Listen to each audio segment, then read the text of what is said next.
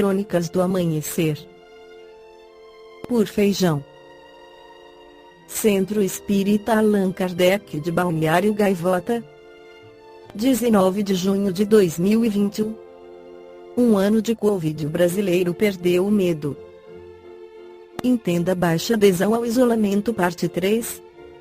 No dia 3 de março, quando o Brasil registrava recorde de mortes desde o início da pandemia 1910, segundo o CONAS, Conselho Nacional de Secretários de Saúde, Paulo Eduardo, 61 anos, tomava uma cerveja em um bar da zona norte de São Paulo às 11 horas da manhã. Com a máscara no queixo, o comerciante, portador de diabetes, disse à reportagem do IG que não tem mais medo de contrair o vírus. Se não peguei até agora, não pego mais.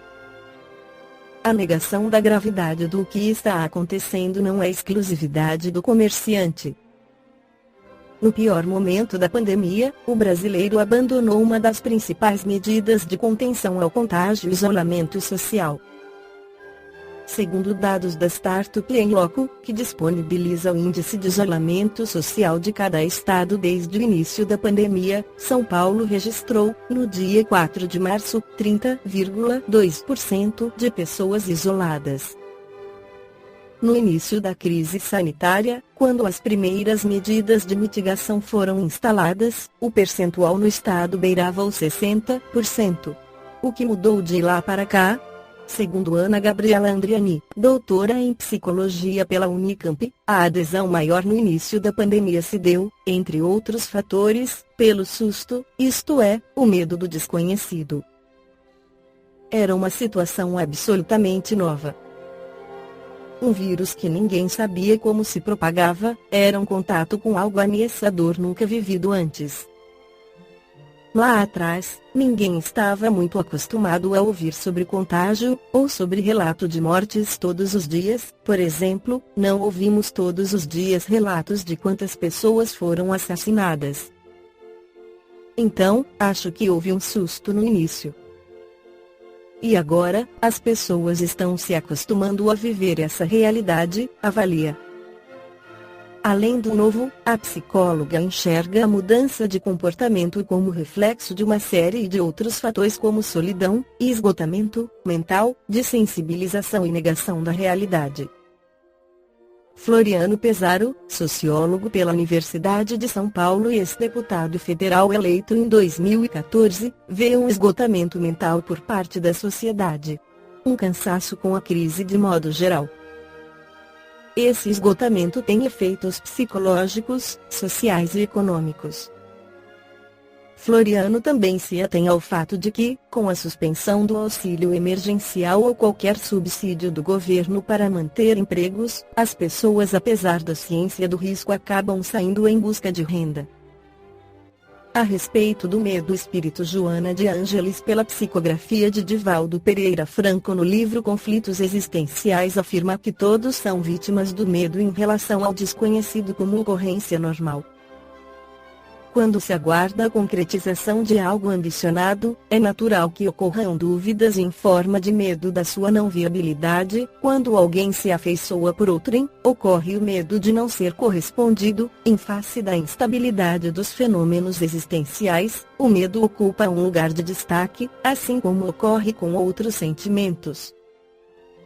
Todavia, quando extrapola, gerando situações conflitivas, dando largas à imaginação atormentada, propiciando ansiedade, sudorese, arritmia cardíaca, identifica-se de imediato um pavor que assoma e ameaça a estabilidade emocional.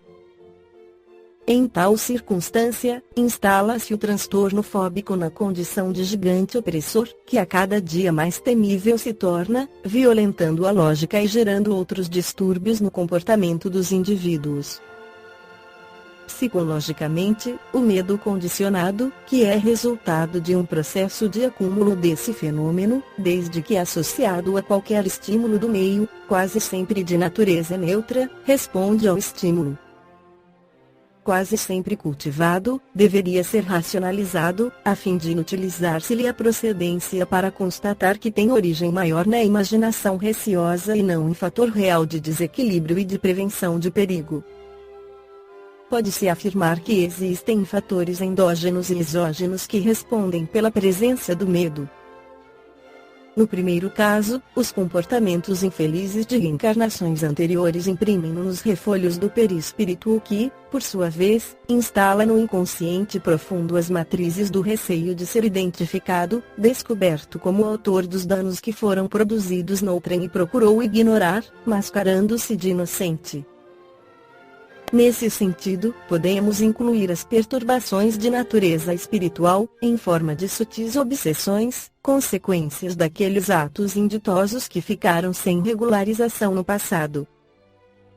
No segundo caso, as atitudes educacionais no lar, os relacionamentos familiares agressivos, o desrespeito pela identidade infantil, as narrativas apavorantes nas quais muitos adultos se comprazem, atemorizando crianças, os comportamentos agressivos das pessoas, desenvolvem medos que adquirem volume à medida que o crescimento mental e emocional amplia a capacidade de conduta de educando.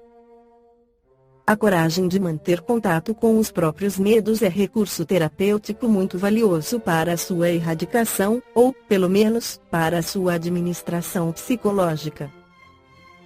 A consciência de que se é portador do medo e se está disposto a enfrentar-lhe as nuances e manifestações, apresenta-se como um passo inicial de excelentes resultados. O prosseguimento da atitude de confiança em favor da sua liberação auxilia na conquista de espaço mental, substituindo por novos cometimentos e aspirações edificantes que se lhe opõem.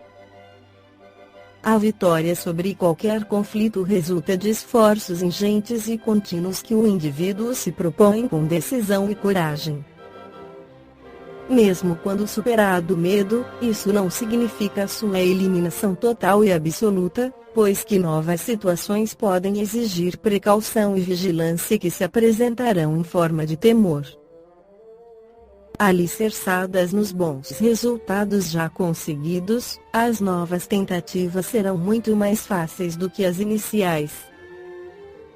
A grande terapia para todos os tipos de medo é a do amor. O amor a si mesmo, ao seu próximo e a Deus. A si mesmo, de forma respeitosa e racional, considerando a utilidade da existência e o que a vida espera de cada um, desde que todos somente esperam da vida sua contribuição.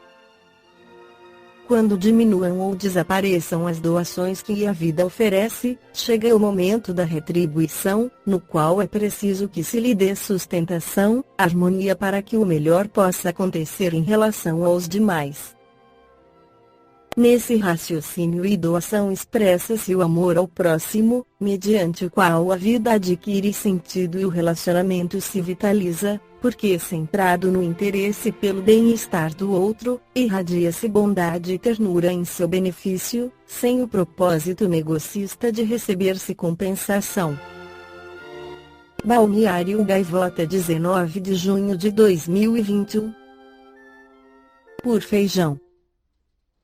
Centro Espírita Allan Kardec de Balneário Gaivota. Que a paz esteja com todos.